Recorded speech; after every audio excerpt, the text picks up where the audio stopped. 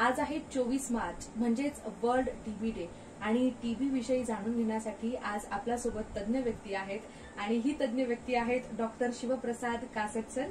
Hello, नमस्कार sir. नमस्कार. सगळ्यात पहिली एक गोष्ट मला तुम्हाला सांगायची आहे की डॉक्टर शिवप्रसाद कासट सर हे MGM medical college and hospital इथे department of chest and TB इथे असिस्टंट प्रोफेसर आहेत आणि गेल्या अनेक वर्षांपासून टीबी पेशंट्सना ट्रीट करत आहेत.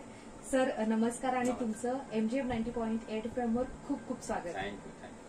तर सर मला सगळ्यात पहिला प्रश्न आजच्या दिवशी असा विचारायचा आहे की आपण वर्षभरातून एक स्पेशल दिवस साजरा करतो यासाठी वर्ल्ड टीबी डे. तर हा दिवस का साजरा केला जातो आणि काय महत्व आहे त्या दिवसाचे?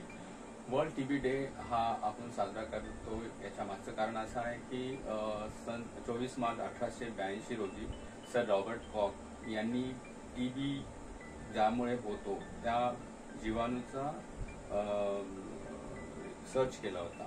त्यांचं मायकोबॅक्टेरियम ट्युबरक्युलोसिस या बॅक्टेरियाला त्यांनी पॉझिटिव्ह ऑर्गॅनिझम फॉर ट्युबरक्युलोसिस हे शोधलं गेलं. त्यामुळं आपण दरवर्षी ट्युबरक्युलोसिसचं अवेअरनेस जगामध्ये वाढावं यासाठी आपण 24 मार्च रोजी वर्ल्ड टीबी डे हा साजरा करतो. आणि सर आपण बघतो की दरवर्षी वर्ल्ड टीबी डे ची काहीतरी थीम असते विशेष, तर यावर्षीची थीम काय आहे? यावर्षी WHOने थीम दिलेली आहे yes we can end tuberculosis. अच्छा, तर सर मला सांगा आपल्या शहरामध्ये आता आपलं MGM medical college and hospital जे आहे तिथे खूप मोठ्या प्रमाणात पेशंट्स येत असतात शहरभरातले, इव्हन फक्त शहरातलेच नाही तर आपल्या जवळपासचे जे काही गावं आहेत किंवा दूरचे जे गाव आहेत तिथून सुद्धा लोक येत असतात. तर मला सांगा सर आपल्या इथे जे आपल्या शहरात एक सरासरी टीबीच्या पेशंट्स विषयीचं म्हणजे संख्या वगैरे काय आहे सर त्यांची? आपल्या इथे औरंगाबादमध्ये TU युनिट आहे 2 डॉट्स अंडर डॉट्स म्हणजे RNTC नॅशनल ट्युबरक्युलोसिस कंट्रोल प्रोग्रामसाठी 2 युनिट आहेत. एक गव्हर्नमेंट मेडिकल कॉलेज औरंगाबाद इथे आणि दुसरं आहे आपल्या एमजीएम मेडिकल कॉलेज इथे TU2 ट्युबरक्युलोसिस युनिट 2 म्हणून आहे. हे जवळपास आपण पूर्ण पॉप्युलेशन 15 लाखाच्या आसपास हे दोन्ही TU युनिट कव्हर करतात. याच्याकडे सरासरी आपल्याकडे निदान ट्रीटमेंट आणि त्याचं मार्गदर्शन सगळंच या माध्यमातून केलं जातं. म्हणजे 14 लाख पॉप्युलेशन आपण याच्यातनं जवळपास कव्हर करतो दोन्ही TU युनिट म्हणून. ओके. आणि सर कुणाला टीबी झाला हे आपण कसं ओळखू शकतो? त्या व्यक्तीला स्वतः काय लक्षणं असतात सर?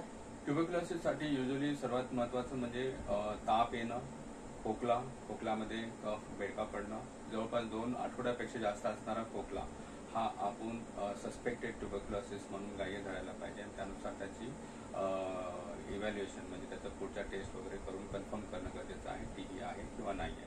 कोणीही व्यक्ती ज्यांना ताप खोकला हा 2 आठवड्यांपेक्षा जास्त राहतो अशा लोकांना आपण सस्पेक्टेड ट्युबरक्युलोसिस म्हणून ग्राह्य धरतो आणि अशा लोकांसाठी ट्युबरक्युलोसिसचं इव्हॅल्युएशन करणं गरजेचं आहे. त्याच्यामध्ये आपण बेडक्याची तपासणी करतो, ज्याच्यात टीबीचे जंतू सापडतात का ते बघतो, छातीचा एक्सरे काढून घेतो, त्याच्यात आपल्याला कुठे काही डाग दिसतोय का, निमोनिया दिसतोय का ते बघतो आणि हे सगळ्यानुसार मग कन्फर्म करतो की टीबीचे जंतू सापडतात, टीबीचा निदान होतोय नाही. ओके. म्हणजे आपल्याला 2 आठवड्यापेक्षा जास्त जर खोकला राहत असेल तर आपण ही टेस्ट नक्कीच केली पाहिजे. तर सर डायग्नोसिस कसं केलं जातं ट्युबरक्युलोसिसचं? यासाठी कोणत्या टेस्ट आहेत? याच्यात कन्फर्मेशन आपल्याला भेटतो की आपण जो बेडका खोकला ज्या पेशंटला खोकला आहे आणि त्यांना बेडका पडतो अशा लोकांचा बेडका आपण तपासून घेतो. त्याच्यात जर टीबीचे जंतू दिसले तर हे 100% खात्रीनं आपण सांगू शकतो की त्याला ट्युबरक्युलोसिस आहे. याच्या व्यतिरिक्त खूपदा काय होतं की जर ज्यांना बेडका येत नाही आहे किंवा ज्यांच्यामध्ये क्वालिटी बेडका पडत नाही आहे अशा लोकांमध्ये खूपदा ते निगेटिव्ह जर रिपोर्ट आला त्याचा अर्थ असा नाही की टीबी नाही आहे. मग अशा वेळेस आपल्याला सपोर्टिव्ह निदान घेणं गरजेचं आहे. एक्सरे करणं, गरज लागली तर CT स्कॅन करणं आणि त्याच्यातनंही नाही कळालं तर एक ब्रॉन्कोस्कोपी म्हणून आपण दुर्बीण नाकाद्वारे फोकोसाट टाकतो आणि मधलं कफ काढून तपासायला पाठवतो. त्यात कल्चर वगैरे म्हणजे जंतू उगवून बघण्याचा तपास असतो ते करून बघतो. त्यात जर कमीत कमी मात्रा जरी असेल ट्युबरक्युलोसिस जीवाणूंची तरी त्यात आपल्याला खात्रीशीर कळू शकते की हे टीबीचे जंतू आहेत किंवा नाही. अच्छा. आणि सर कुणाला डायग्नोज झाला की हो आता यांना टीबी आहे तर मग त्यांच्यासाठी कोणकोणत्या ट्रीटमेंट्स अवेलेबल आहेत आणि शासनाकडून यासाठी काही स्कीम्स आहेत का? शुअर. याच्यातनं शासनाकडनं 100% फ्रीमध्ये याच्यात पूर्ण 6 महिन्याचा जो काही कोर्स असतो टीबी ट्रीटमेंटचा तो पूर्ण शासनाकडनं भेटतो. आणि याच्यात तर असं आता नवीन शासनाच्या स्कीम्स आहेत निक्षय, त्याच्यात फक्त औषधच नाही तर त्याच्याबरोबर त्यांना पूरक आहार भेटणं, याच्यासाठी सरकारकडनं एक 500 रुपये पर्यंत दरमहा त्यांना हे भेटतं, देणगी भेटते. काही निक्षयच्या अंडरमध्ये स्कीममध्ये काही जे देणगी देणारे लोक आहेत त्यांनाही आपण अडॉप्ट करू शकतो काही पेशंटला, म्हणजे आपल्या कॅपॅसिटीनुसार.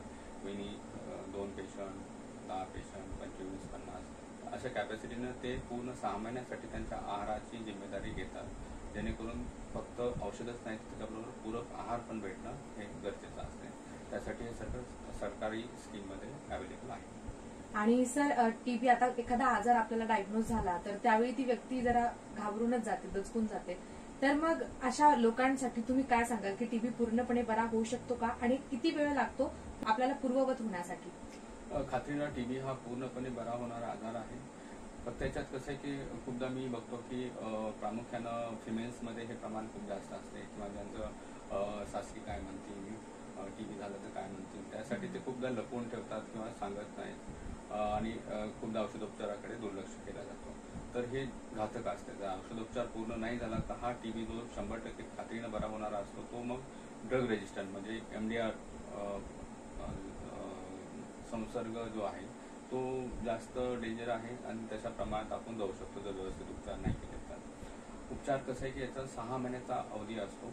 पहिल्या 2 महिन्यात इंटेन्सिव्ह फेज असते, नंतरच्या 4 महिन्यात कंटिन्युएशन फेज असते. तर युजली हे जंतू संसर्ग मरण्याचं प्रमाण 99% पहिल्या 2 महिन्यातच होऊन जाते. म्हणजे त्या पेशंटकडनं धोका जो असतो तो दुसऱ्यांना पसरण्याचा, तोही पहिल्या 2 महिन्यातच पूर्णपणे कमी होऊन जातो. तरी पण आपल्याला 6 महिने ट्रीटमेंट पूर्ण करणं खूप गरजेचं आहे. ही जर अर्धवट ट्रीटमेंट केली तर परत कधीतरी हा उद्भवू शकतो टीबी, म्हणून ही ट्रीटमेंट पूर्ण कम्प्लीट करणं महत्वाचं आहे. नक्कीच, कारण आपल्याला जर कळलंय की आपलं डायग्नोसिस वेळेवर झालंय तर त्यानुसार आपण आपली ट्रीटमेंट म्हणजे न लाजता न घाबरता स्वतःची काळजी घेण्यासाठी आणि आपल्या परिवाराला सुद्धा आपण सेफ ठेवू शकतो जर आपण सुरक्षित राहिलो तरच.